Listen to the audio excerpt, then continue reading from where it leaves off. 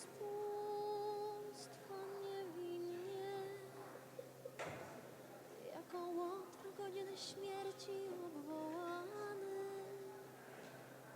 Jezu, mój kochany, Jezu, od złośliwych morderców, do ślicznej twarzy tak sprośnie zatrwany. Jezu, mój kochany,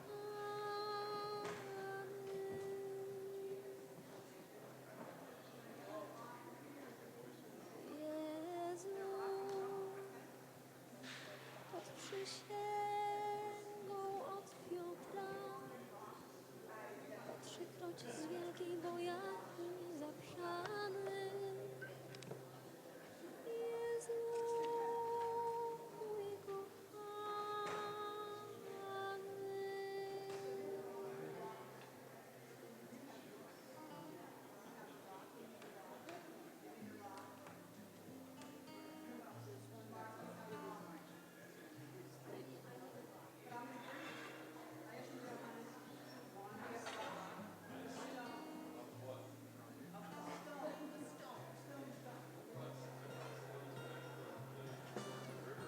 bądź pozdrowiony, bądź pochwalony, dla nas zelżony, wszystek skrwawiony, bądź uwielbiony, bądź wysławiony, Boże niesłychany.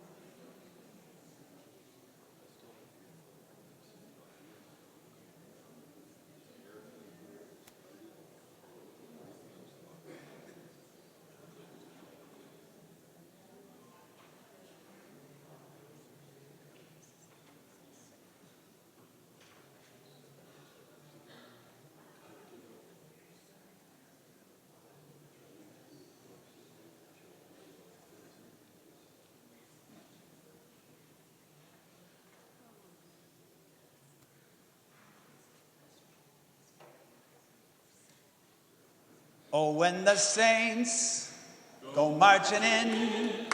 Oh, when the saints go marching in.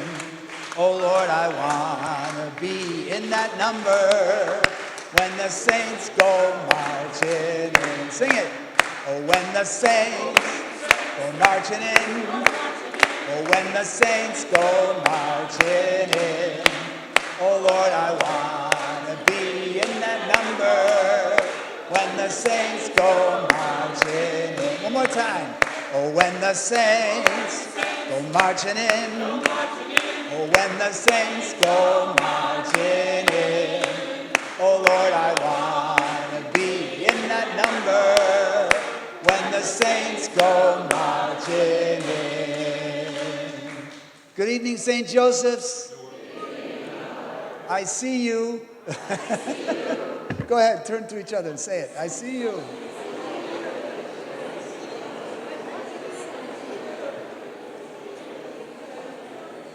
Somebody gave me tonight an explanation of that, and with the response, I said yesterday the response was, I'm here to be seen. It's even deeper than that. The response is, I exist for you. We're here together. We belong to each other. And I begin tonight with that beautiful song, reminding ourselves of our call to be saints. You know, Matthew Kelly wrote a couple of books, several books, and one of them, he talks about the lie that's out there in the world that we're not, that holiness is not possible. That's a lie. Holiness is possible. We're called to be holy. We're called to be saints. And we all have a little bit of both in us, right? Saint and sinner. I heard a story by Anthony DeMello, you know that name? A Jesuit. He said, a teacher went into a classroom and he said to the children, he said, if all the good people in the world were painted gold and all the bad people in the world were painted blue, what color would you be? So all the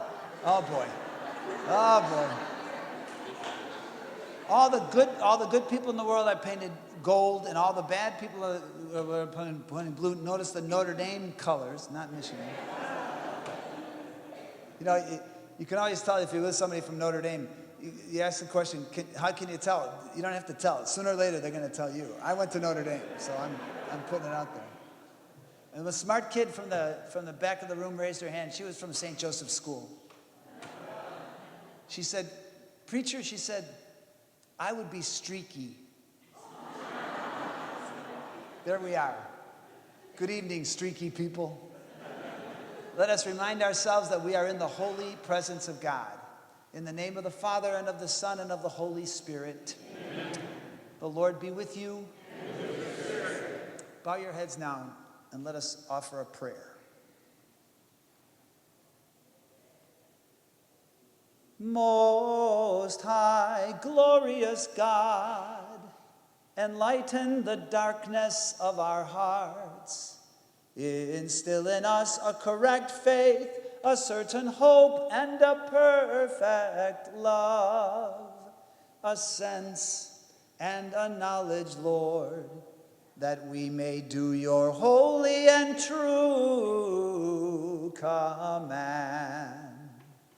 O God of light, God of holiness, we call upon you now to be with us tonight, to remind us of our call to holiness and all those sacred moments that we celebrate in our lives day after day. We thank you for this community of faith, these people who see each other here at St. Joseph's. We ask you to guide us and walk with us and be with us and open our eyes, Lord. Open our ears. Open our hearts to do your holy will. We ask this through Christ our Lord. Amen. Let's join in singing now. Open my eyes, Lord. I'm not going to tell you the number because I'm sure I got it wrong. Number 651. Thank you, Raphael. 651.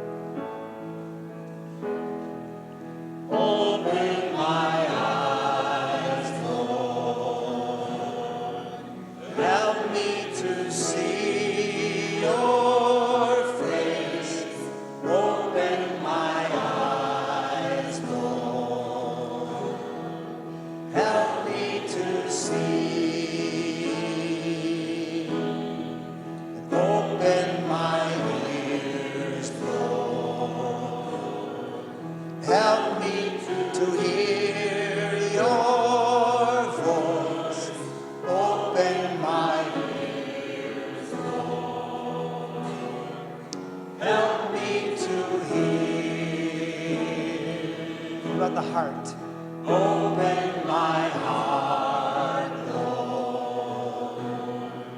Help me to love like you.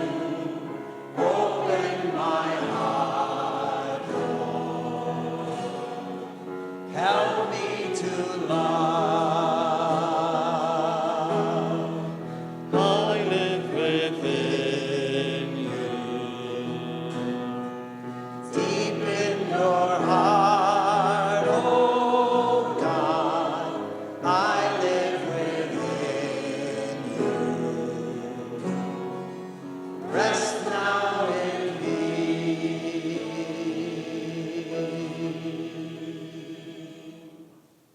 Please be seated.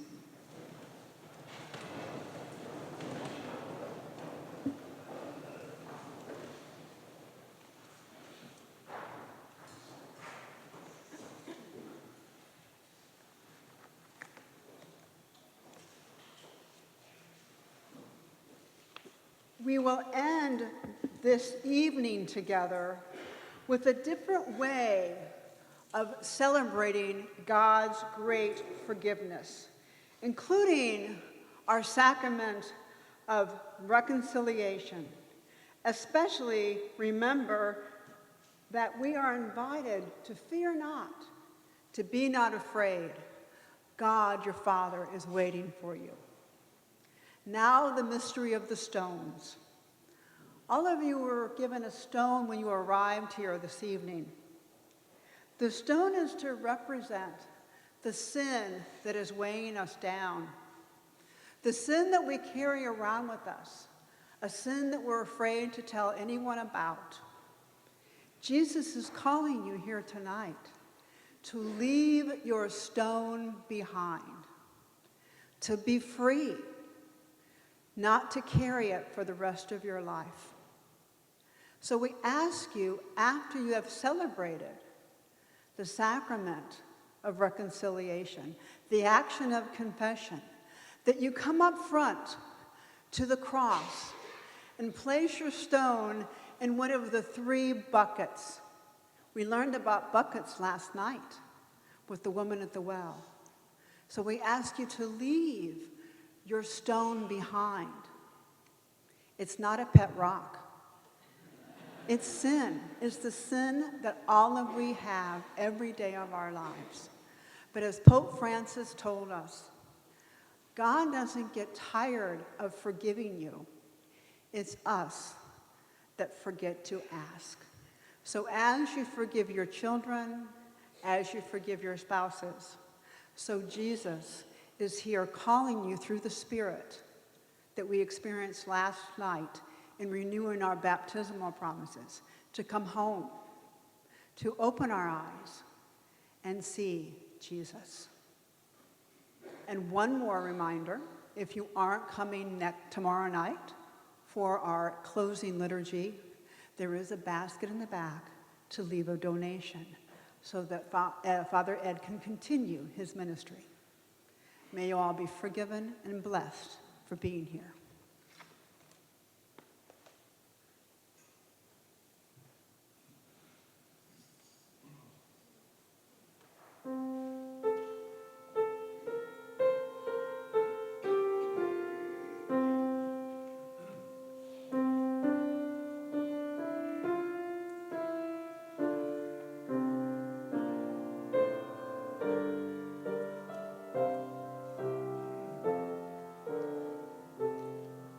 The Lord is my light and my salvation. Of whom should I be afraid? Of whom should I be afraid? And together refrain again. The Lord is my light and my salvation. Of whom should I be afraid? Of whom should I be afraid? The Lord is my light and my help.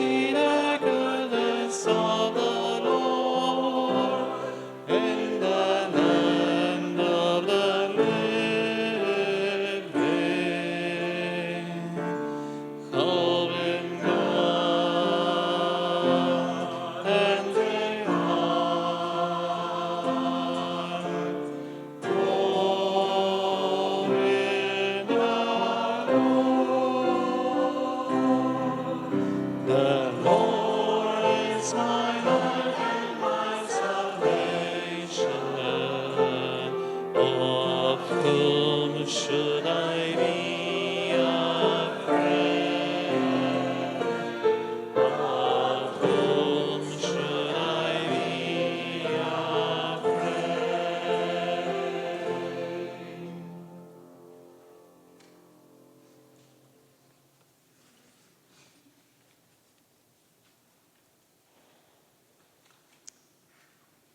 Have you ever noticed how often in the church, especially in the liturgy, we talk about light and dark? It's all over the liturgy, all over the scriptures. Light and dark. The Lord is my light and my salvation. Don't fear the darkness, etc. And especially it's true at Christmas and Easter, right? Those two great pivotal feasts. Sometimes the only 2 days that people go to church. That's another story. But for the last several years, I've been thinking about how I think that Christmas is just a little more honest than Easter. Now, don't be running off to the bishop to report me. I believe in the resurrection. But you know what happens at Easter? You know, we come into the church at dusk, and we light a candle. It's the Paschal candle, the Easter candle. And we come into the church, and we have this light, and we sing it. I heard a great story years ago, true story, about a priest who lit the candle, you know, and how we do. He sings, Christ our light. Everybody sings, thanks be to God. And so he does that, and then the priest leans over with the candle, and he spreads the light to all the people, right? So this happened in Chicago. The priest did that, and he was singing. It was all great, bunch of people in church.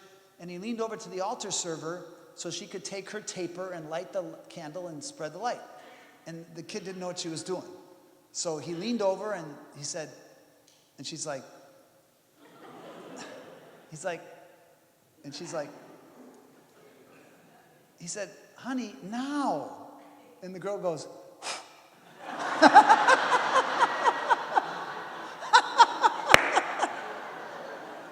greater moments in liturgy. So anyway, we do that. We light the candle, and the light spreads all over the church. And then we come in, and then at this point in the liturgy of Holy Saturday, the priest or the deacon or the cantor sings what's called the exultet. It means let it rejoice. Let the church rejoice, right?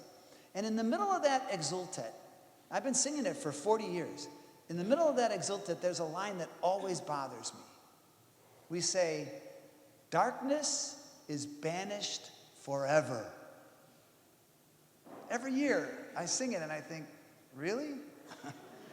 I don't know. You know, look around, there's a war going on, and a new war in Iran, and a new violence in our world, and darkness is not banished forever.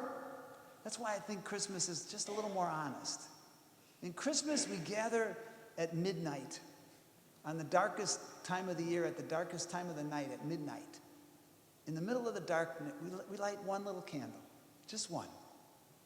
And we say that line from the book of the prophet Isaiah, the people who walked in darkness have seen a great light. There we are. That's who we are. There's darkness, right? But we believe in the light. We believe in hope. We believe, like the Christophers, that it's better to light one candle than to curse the darkness. We are those people, right? Tonight, we're going to read the story of the man born blind from the 9th chapter of the Gospel of John. It's a beautiful story about all kinds of blindness. Let's listen. Readers, come on up.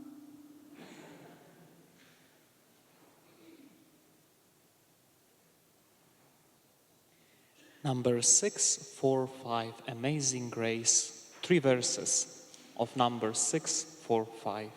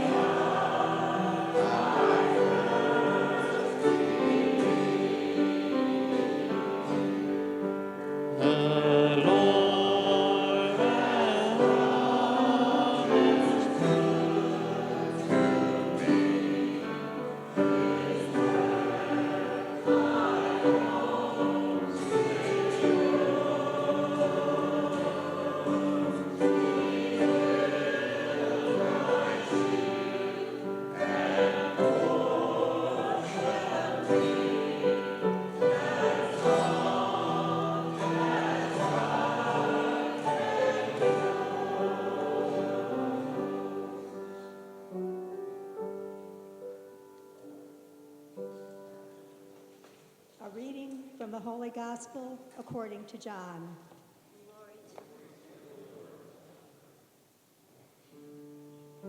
As Jesus walked along, he saw a man who had been blind from birth. His disciples asked him, "Rabbi, was it his sin or his parents' sin that caused him to be born blind?" "Neither," Jesus answered. "It was no sin, either of this man or of his parents. Rather, it was to let God's work show forth in him. We must do the deeds of the one who sent me while it is still day. The night comes on when no one can work. While I am in the world, I am the light of the world." With that, Jesus spat on the ground, made mud with his saliva, and smeared the man's eyes with the mud. "Go, wash in the pool of Siloam," he said. So the man went off and washed, and came back able to see. I once was lost, but now am found. Was blind, but now I see. His neighbors and the people who had been accustomed to seeing him begging began to ask, "Isn't this the fellow who used to sit and beg?" Some were claiming it was he. Others maintained it was not him, but someone who looked like him. The man himself said, "I am he." They asked him then, "How were your eyes opened?" He said, "That man they call Jesus made mud and smeared it on my eyes, telling me to go to Siloam and wash. When I did go and wash, I was able to see." "Where is he?" they asked. He replied, "I have no idea." I once was lost, But now am found. But now I see.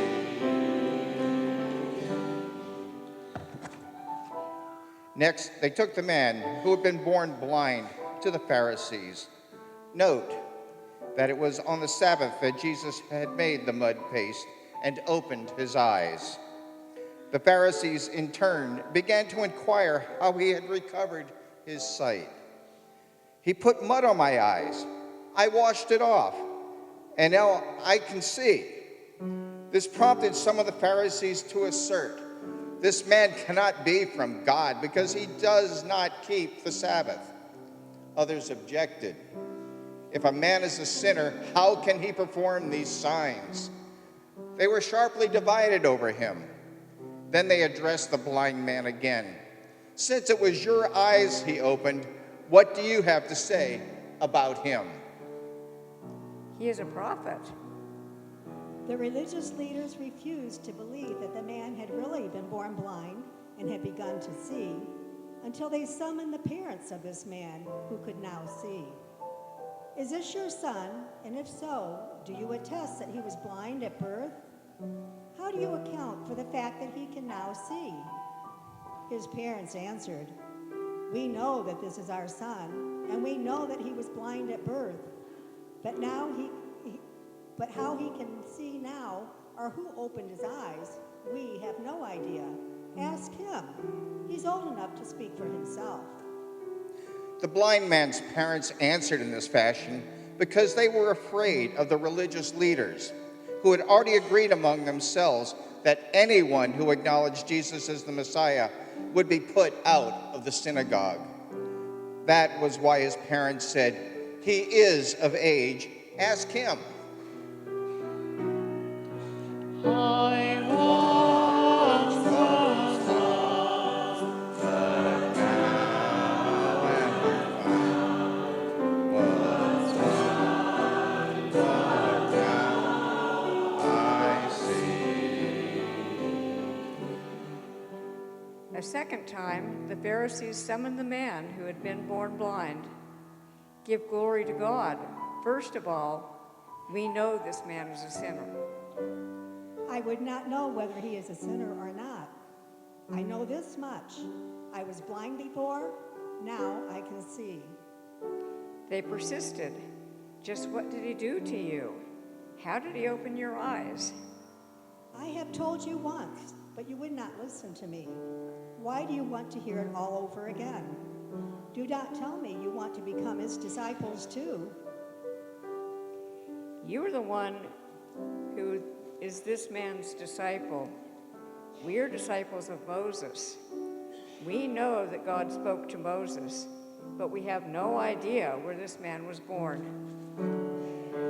I once was lost, but now am found. Was blind, but now I see. Well, this is news, said the man born blind. You do not know where he comes from, yet he opened my eyes. We know that God does not hear sinners, but that if someone is devout and obeys God's will, God listens. It is unheard of that anyone ever gave sight to a person blind from birth. If this man were not from God, he could never have done such a thing. What? You were steeped in sin from birth, and you were giving us lectures? With that, they threw him out bodily.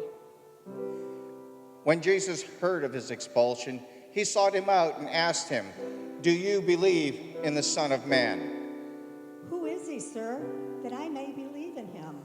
"You have seen him," Jesus replied. "He is speaking to you now." I do believe, Lord, the man said, and then he bowed down to worship him. Then Jesus said, "I came into this world to divide it, to make the sightless see and the seeing blind." Some of the Pharisees around him picked up on this, saying, "You're not saying we're blind, are you?" And Jesus replied, "If you were just blind, there would be no sin in that. But we see, you say, and so your sin remains." The Gospel of the Lord.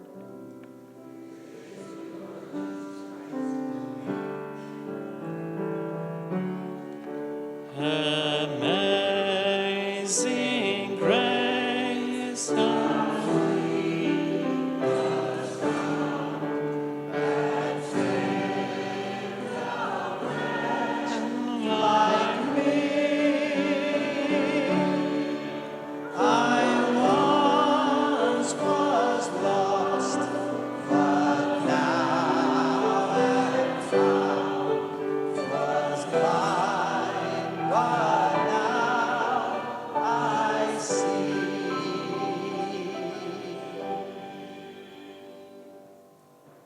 You know, like all of us, I've been singing that song since birth, I think, you know. And in the last several years, I've just begun to doubt it, kind of like last night with the act of contrition. I mean, listen to what it says. Amazing grace, how sweet the sound that saved a wretch like me. I'm okay with that. I recognize that sometimes I'm a wretch. But then the next part, I once was lost, but now I'm found. I was blind, but now I see. Is it that simple? I once was lost, now I'm found. Now it's all good. I was blind, but now I see. That's not my experience. My experience is I once was lost, and then I got found, and then I got lost again. You know, I was blind, and then I could see, and then I realized I was blinder than before. This is the experience of the human being that we have to get a hold of tonight. Years ago, I had this great experience. I was driving in Chicago early on a Sunday morning. I was driving from the downtown area up to the northwest side, and I'm on this highway, and it was 8 o'clock in the morning, or it's 8 o'clock mass, so it was before 8 o'clock, and I changed lanes without signaling. I'm one of those guys, you know, I don't really experience road rage, but I cause it. I apologize to all of you. But and all of a sudden, this guy behind me started honking, beep, beep, beep. Oh, geez, you know, I was cutting somebody off. And so I got back, and no harm, no foul. It was fine. And then it hit me. I've been driving a car my whole life, and I still have blind spots. Are you with me? This is, I think, what the story of the man born blind is trying to get us to think about the blind spots in our lives. You know, so many of the stories, and there's 6 different times in the Gospels. Do you know this? Twice in Mark, twice in Matthew, once in Luke, once in John, we hear the story of the healing of a blind person. It's like the story of the multiplication of the loaves. Also 6 times, twice in Mark, twice in Matthew, once in Luke, once in John. Why? Why does the Bible do that 6 different times? Because that, I think, is a symbol of our spiritual life.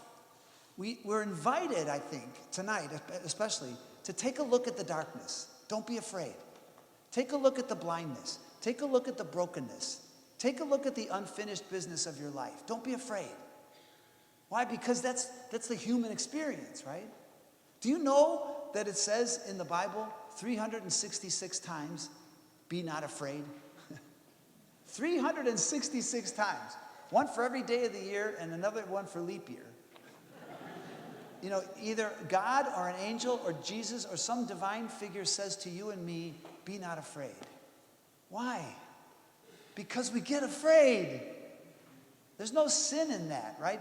We get afraid. Life is hard. Things don't make sense. And we have that human experience. I want to invite you to get in touch with that tonight. This story of the man born blind is our story. But it's really about all kinds of blindness. Jesus walked along. He saw a man who had been blind from birth. The disciples asked him, Rabbi, was it his sin or his parents' sin that caused him to be born blind? Neither, Jesus said. It was no sin, either of this man or of his parents. Rather, it was to let God's works show forth in him. The night comes on and no one can work, but while I'm in the world, I am the light of the world.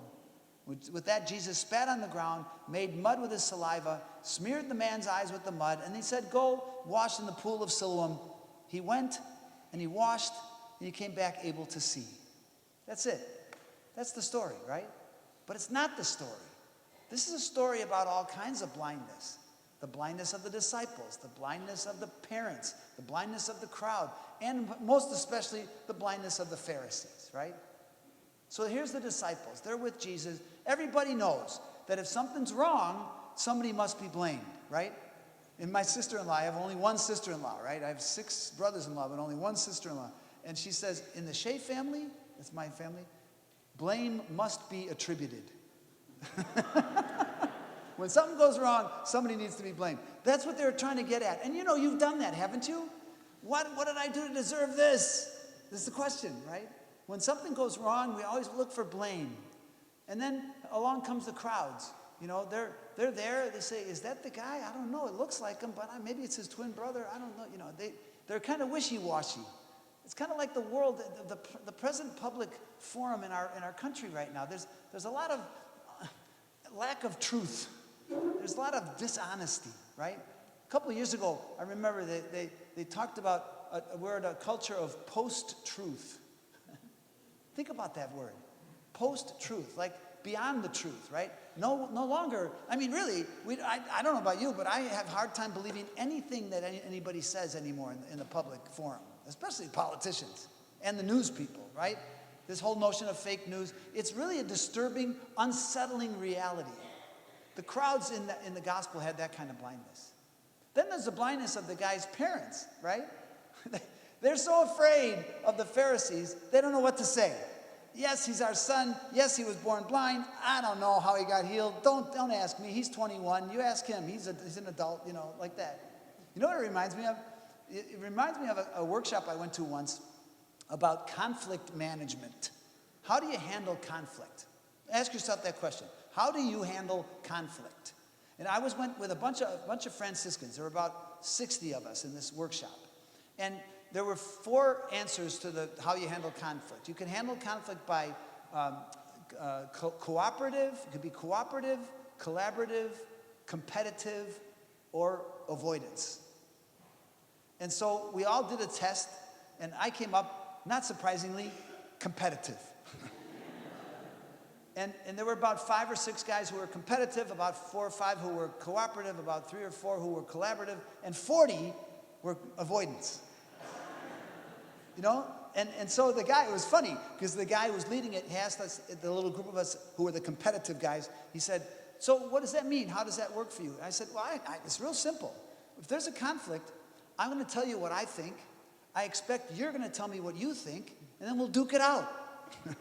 And all the guys in the avoidance group go, yeah, that's right. Forget it. That's why we avoid it, you know. This is the issue here. There's this blindness. And then, of course, most importantly is the blindness of those darn Pharisees. You ever notice, I mean, every time you read the Bible, the Pharisees are saying some dumb thing or doing some dumb thing. You know, it's a kind of a, they always make a big fools out of themselves. I don't know about you, but I always do this. Whenever I read about the Pharisees, I say to myself, thank God I'm not like those guys. Right? But you know what? A better spiritual question for you and me tonight is, how am I like that? How am I sometimes closed-minded? How am I like sometimes so sure of my opinion? How am I like that? How am I sometimes stuck in the way I see things?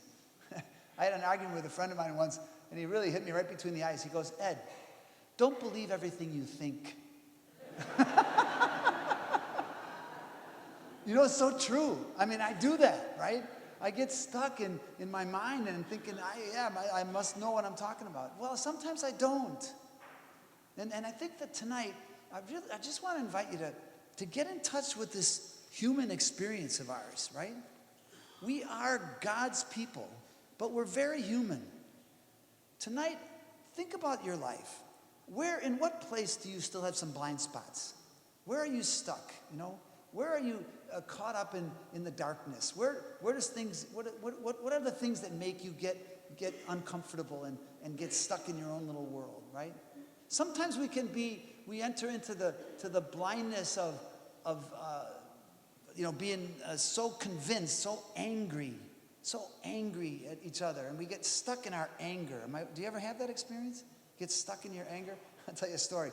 There was a couple, they were married for a long time, and they always bickered with each other. I'm not talking about your marriage, I promise. They bickered back and forth. They were called the Bickersons, you know, and so they were out on a trip, and they fought about everything. Their kids were like, Mom, Dad, what the heck is wrong with you? Why do you do it? They did it. That was their routine. So they're driving through Pennsylvania, and the guy reads the sign, and he says, welcome to Reading. And the wife says, well, no, dear, it's Reading. And he says, no, honey, it's Reading. And she says, no, it's Reading. My family's been playing Monopoly our whole life, and everybody knows it's Reading Railroad, not Reading Railroad. Oh, your family, they're smarter than my family. Everything's wrong with my family. Everything's right. Dead silence in the car. Again, I'm not talking about your marriage, I promise. We do that. And so the guy, he gets frustrated. He pulls into a place. He says, honey, please get out of the car. We're going to solve this once and for all. So they walk up to the door. He opens the door, and he says to this teenager behind the counter, he says, would you please tell my wife where we are right now and pronounce the word very carefully? So the kid says, Dunkin' Donuts.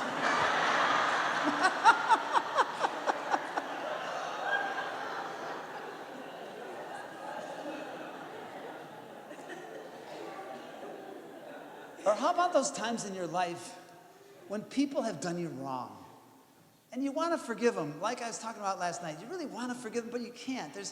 You just get caught up in that terminal uniqueness, a phrase we use in AA, right? I'm terminally unique.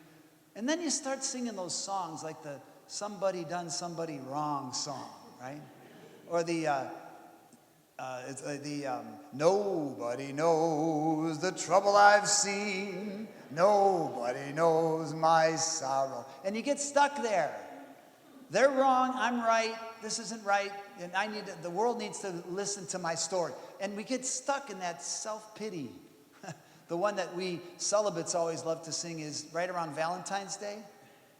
I've been cheated, been mistreated. When will I be loved? Do you ever get that? I know we all go that sometimes, right?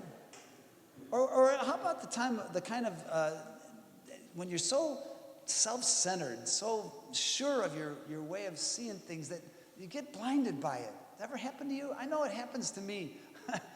It happened to me a couple of years ago. It was right before COVID. Do you never notice how everything is either before COVID or after COVID? So this was probably 2019. It was my birthday. Now, one of the things you should know, I work a lot in the Latino community, and in the Latino community, one of the biggest deals is the celebration of the priest's birthday. So they were all over my birthday. My birthday is October 11th. You don't have to write it down, but October 11th. And so every year I celebrate the Feast of St. Francis on October 4th, and then the rest of the month is always about my birthday, right? Well, this one year, it was ridiculous. Everywhere I went, somebody was singing the song, Este son las mañanitas. And it was beautiful. I mean, I didn't mind. Of course, people are making cakes and giving me gifts, and who's complaining about that, right? But honestly, by the end of the month, I was kind of tired of my birthday. So I went up to the north side of Chicago in a town called Evanston, and I was up there, and I was gonna give a talk on immigration. I didn't know anybody who was there. It was all Mexican people. And so we're having a little food, and then after food, it's time for dessert. And sure enough, they come from the kitchen with the cake and the singing, Este son las, and I'm like, oh man. You know, I put my head on, and then I raised up my head. It wasn't for me.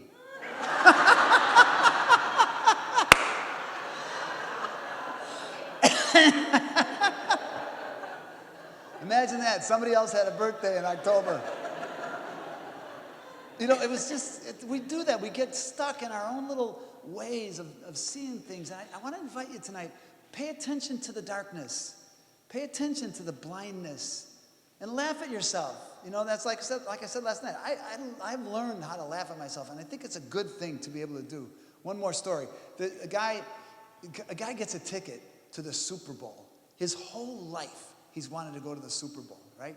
He gets a ticket to the Super Bowl, and he's at the game. He's way up high, and the whole first half, he's completely distracted by an empty seat right on the 50-yard line, about 25 rows up. There's an empty seat. How can there be an empty seat at the 25-yard line? I mean, it was ridiculous. So at halftime, he didn't want to listen to the Bad Bunny or any of that stuff. So he made his way down to that seat. And he said to the guy, he said, is this seat empty? He said, yeah, it's empty.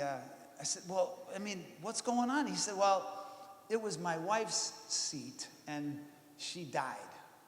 And so, you know, it's empty. He said, well, I mean, couldn't you get somebody else to go to the game with you? And he said, well, they're all at the funeral.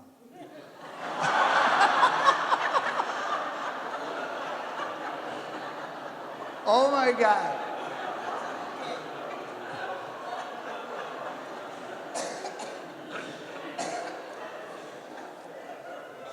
The story of the man born blind is really a story for all of us to get in touch with all those different ways that we experience this, right?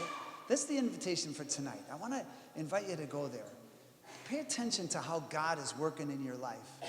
You know, a lot of times people ask me why I became a Franciscan. I'm going to tell you tonight. When I was a kid, my dad owned a gas station, and it was a Standard Oil station. And it was the theme of Standard in those days. You remember this back in the day? I don't know if it was up here and down here in Florida. The theme of Standard was, you can expect more from Standard, and you'll get it. And then there was my dad, when I was a teenager, he switched from Standard to Shell. And the theme of Shell was, you know, service is our business, our only business.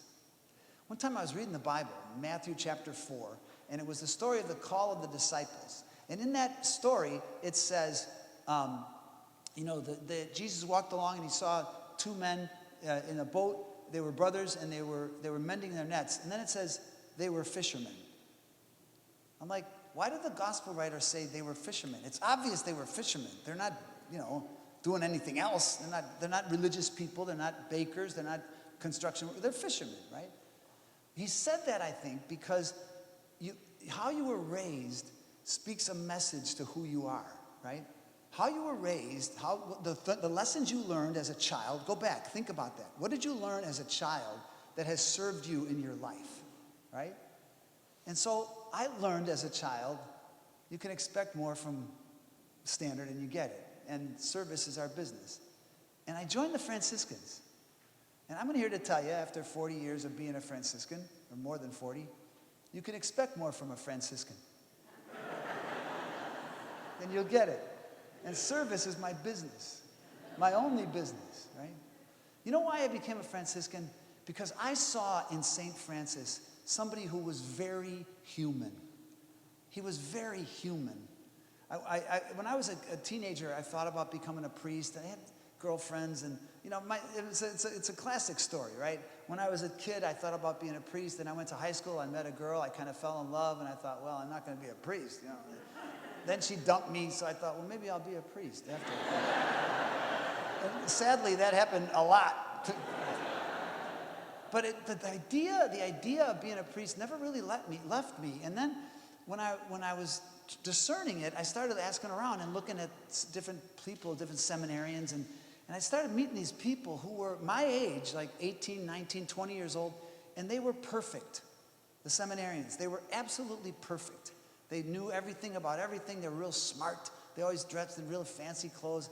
I was a beer-drinking Notre Dame football fan, and I didn't feel like I fit. It felt awkward, and I'm thinking, I want to be a priest, but I don't want to be like those guys. And maybe I wasn't sure, do I have to become like, it was all, you know what I'm talking about, that kind of painful discernment of my life, right? So then the Franciscan vocation director did me a huge favor. He took me to a play, and it was a play about St. Francis. I think it might have been a one-man show.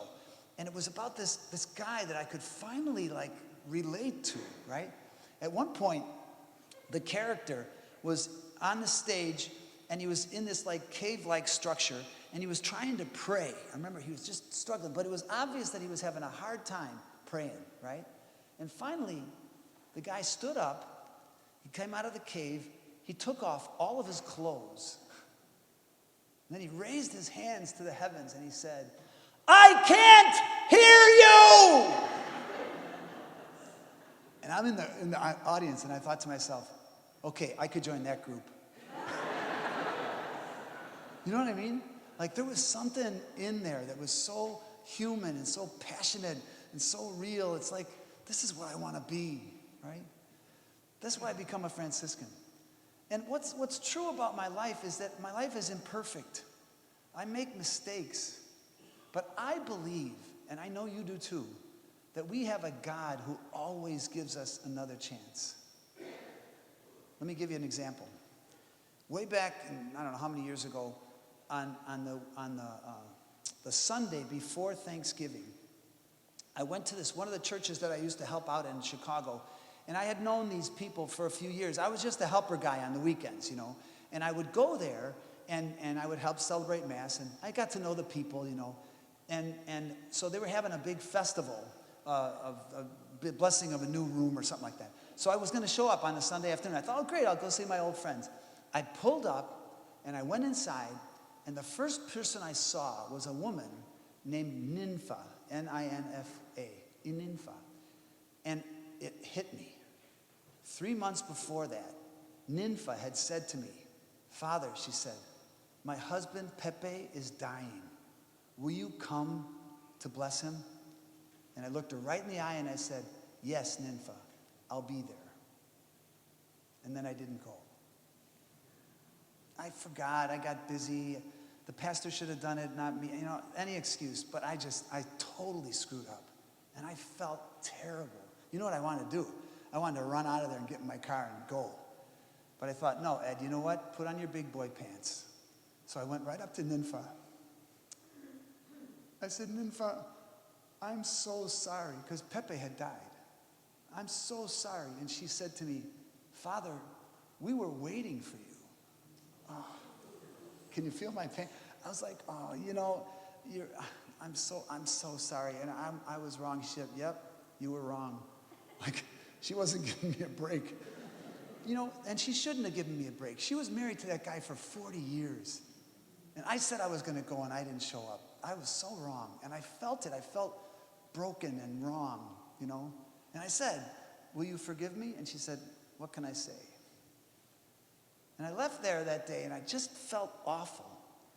And I thought, I prayed about it, right? 3 days later, on the Wednesday before Thanksgiving, a friend of mine and I were going to an AA meeting. He said, "Eddie, my brother is really sick, and he's in the hospital out in Naperville, really far away suburb. will you go sometime? I said, let's go tonight. You know, I wasn't going to let this happen twice. So we went, and we prayed with his brother, and we were there for about a half an hour. I anointed him with oil, and he died right in our presence. Thank God. God gives us another chance, right? And then a month later, I was at work. I was in a sacristy. It was a Sunday morning. I was supposed to be at a mass, and something got messed up, and I got a call from a friend, Kay Costello. Hey, Father Ed, Jim, her husband Jim, is in the hospital here in the Heinz Hospital. Will you come? And it's Sunday. I work one day a week, right? Jeez, you know. I said, yes, I'll be there. So I ran out there. I got there. He kind of woke up while I was there. I anointed him. He died that afternoon. And I thought, this is what it's all about. Nobody has a perfect life. Nobody does everything right all the time. But God always gives us another chance. Tonight, sisters, brothers, open your eyes. Open your ears. Open your heart. Even if it hurts to see the brokenness and the incompleteness, you know. Let yourself be forgiven. And live in that God of a second chance, right? If we could embrace our human condition, you know what it would look like? If we could really embrace our human condition, it would be, we could change the world. We could make a huge difference right here in Bradenton, is it Bradenton? Bradenton, Florida, and everywhere else, you know? Here's a story of a guy who didn't embrace the human condition. A guy dies. No, he doesn't die. He's going to die. But it's a poem about heaven. Let me see if I can remember it. It says, I was shocked and confused and bewildered when I opened heaven's door. Not by the beauty of it all or the lights or its decor. No, it was the people in heaven who made me sputter and gasp. The thieves, the liars, the alcoholics, the sinners, and the trash. There stood that kid from 7th grade who swiped my lunch money twice. Next to him was my old neighbor who never said anything nice. Bob, who I always hoped was rotting away in hell. You got anybody like that in your life? Was sitting on cloud 9 looking incredibly well. I nudged Jesus. What's the deal? I'd love to hear your take. How did all these sinners get up here? God must have made a mistake. And why is everybody so quiet, so somber? Give me a clue. Hush, child, Jesus said. They're all in shock.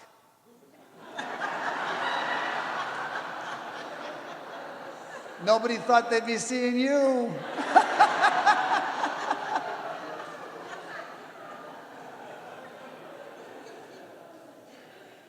But let me share one more story about somebody who really understands the power of God and the energy of God.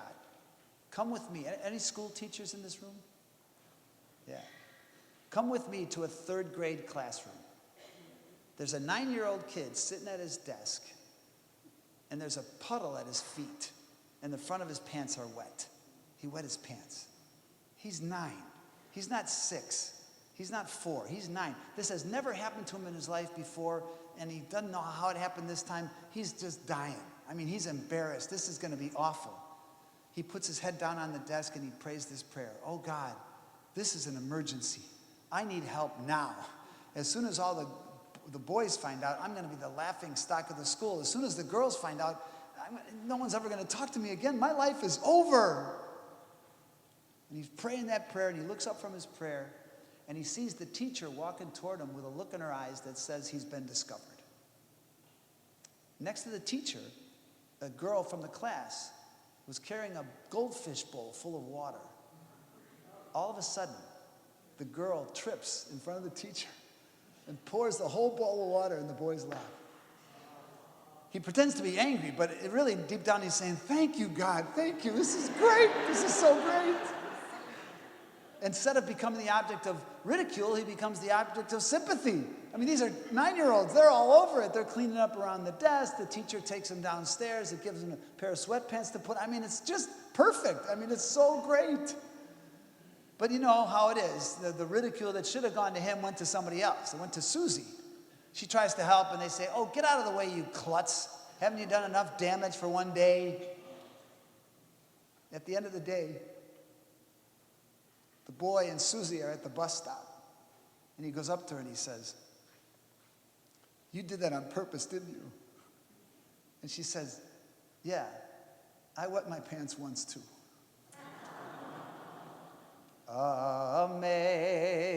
Amazing grace, how sweet the sound that saved a wretch like me.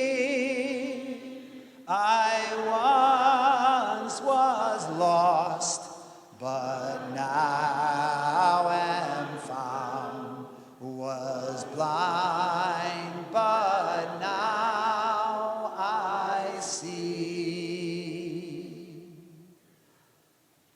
Let me conclude this part with a prayer, a Franciscan prayer. If you care to, let's all kneel. Those who are able, just kneel down.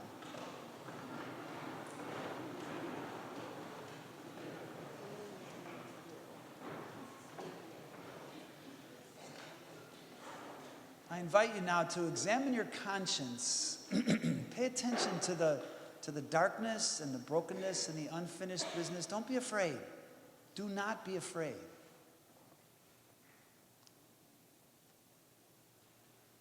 Send your Spirit,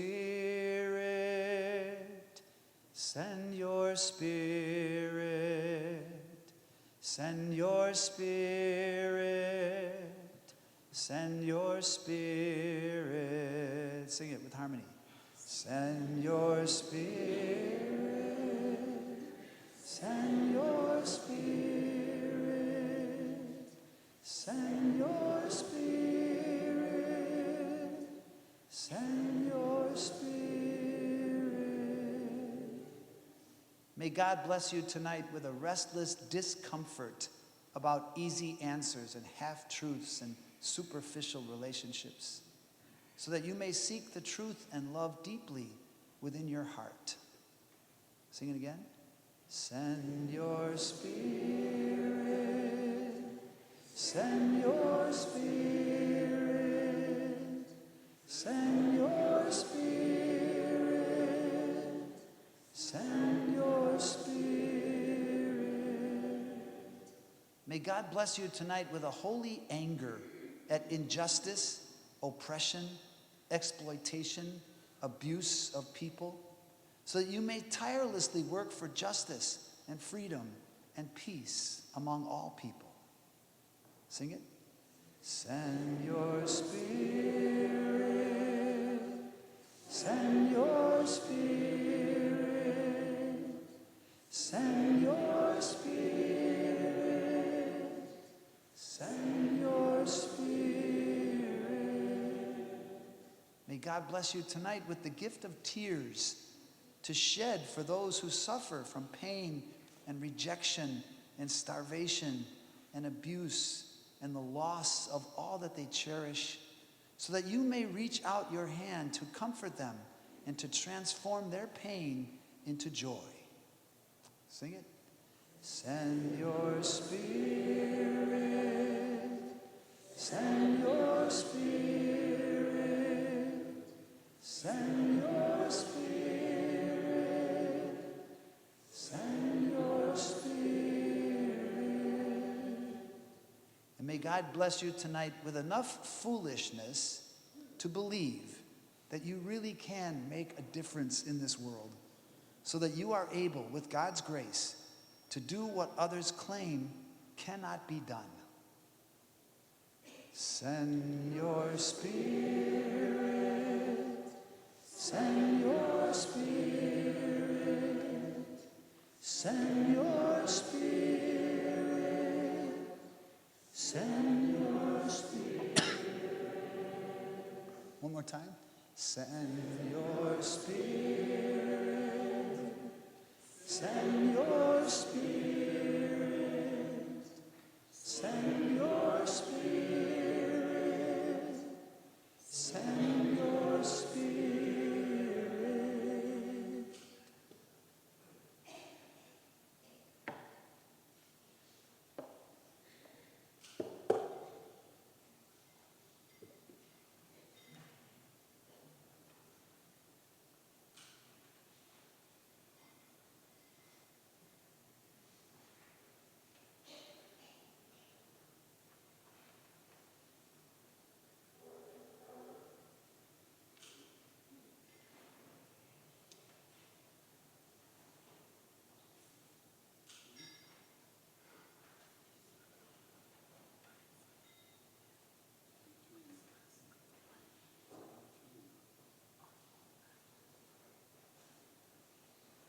So priests are stationed all around the church now. And we invite you to come, maybe Father Raphael, yeah.